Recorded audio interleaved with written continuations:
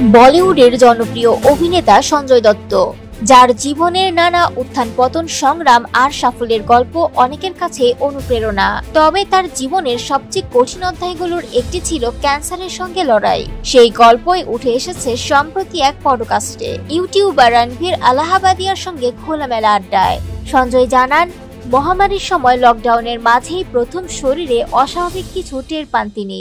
সামান্য সিঁড়ি ভাঙতেও হাঁপিয়ে উঠছিলেন, শ্বাসকষ্ট হচ্ছিল।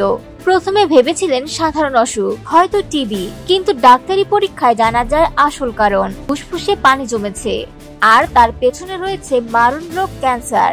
এই খবর পাওয়ার পর পুরোপুরি ভেঙে পড়েছিলেন সঞ্জয় দত্ত।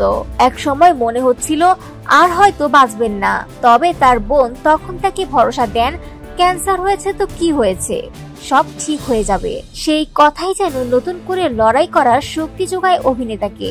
কিন্তু মনের ভেতরে ছিল দুশ্চিন্তা, পরিবার, স্ত্রী আর সবচেয়ে বড় কথা সন্তানদের মুখ।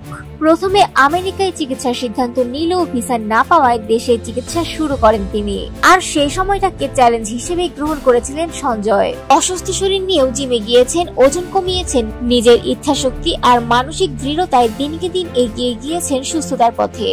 অবশেষে 2020 সালের অক্টোবরে ঘোষণা দেন তিনি ক্যান্সার মুক্ত।